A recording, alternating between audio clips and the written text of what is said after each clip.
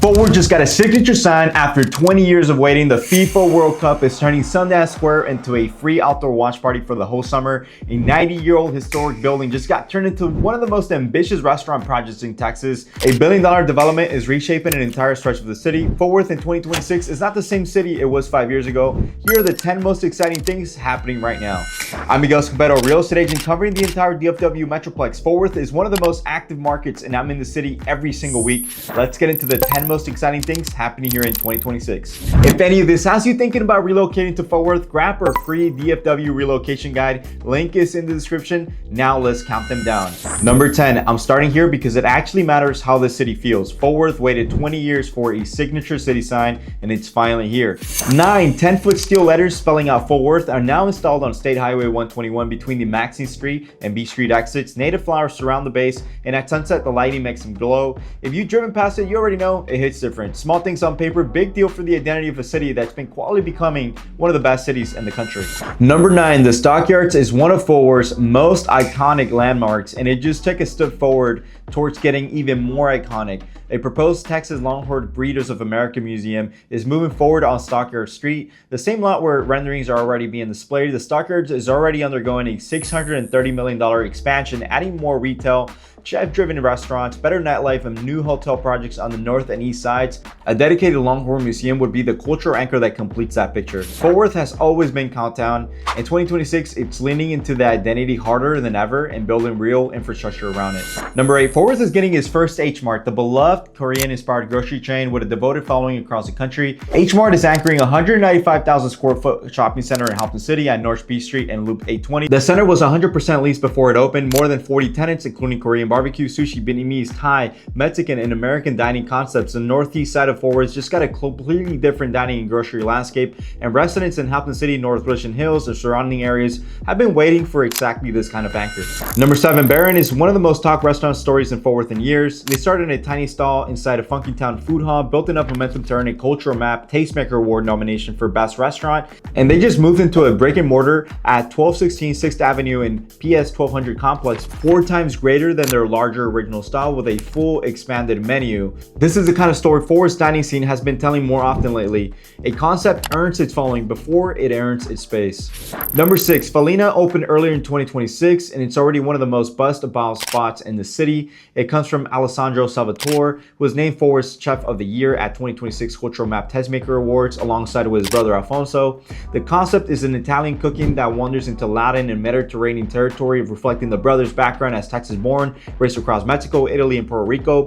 Wood-fired Napoleon-style pizzas, house-made pastas, and custom trompo, turning out lamb into tiny slits ribeye, and a relaxed neighborhood feel in the Near Southside. This is the kind of cooking that wins awards for that reason. Number 5, Beverly's downtown is one of the most anticipated openings in Fort Worth this year, and is generally unlike anything in the city has ever seen before. Located below ground in the basement of the historic Hogan building downtown, Beverly is a 7,000 square foot Mexican restaurant from the team behind Mart, one of last year's biggest culinary stories. The design is by Fort Worth firm Maven, which also designed the month. Craft mezcal cocktails and upscale underground speakeasy ambiance. Quick downtown lunches that morph into leisure dinner and drink evenings. Fort Worth's downtown dining scene is building something real, and Beverly is a significant piece of that. Number 4, and this one is happening right now. This week, Sundance Square is showing all 104 World Cup matches for free through July 19th. Giant outdoor screen, live music, food vendors, international street food, and a downtown Fort Worth atmosphere that's more electric right now than it's been in years. The plaza has been decorated with oversized soccer balls painted by local artists. There's no ticket, no reservation, no admission, you just show up. If you haven't been downtown this summer, you're generally missing out something special. The World Cup doesn't come to your backyard often. This summer, it's right here. Number 3, Westside Village is the single most significant development happening in Fort Worth right now. Phase 1 construction is underway on 37 acres about 2 miles west of downtown. The former Fort Worth ISD administration building site that one Fort Worth office leasing expert described as wasteland you plow through at 70 miles per hour just to get to work. At full build out, Westside Village delivers 880,000 square feet of new office space, 238 square feet of retail, and over 1,700 apartments and 175 key hotel. And the first tenants are already signed. Leve Porch from the team behind Chimneys opens alongside a Fort Worth outpost of Tailwater's Flying Fish Co. in early 2027. This corridor of West Downtown is going to look completely different in 5 years, and the people buying near it right now are ahead of that curve. Number 2, this is a restaurant opening Fort Worth has been most excited about all year. Chef Jenna Kinnard and her husband are leading 3 concepts inside a restored Fort Worth public market building at 1400 Henderson Street, a 90-year-old Mission Revival landmark that served as a farmer's market for most of its history. The centerpiece is Madrone, an upscale fine dining restaurant with chef tasting menus and focus on seasonal Texas ingredients. Think Texas Wagyu, deviled eggs, hamachi with mesquite bean miso, goofed oysters, and Kinnard's signature Southeast Asian touch woven through it all.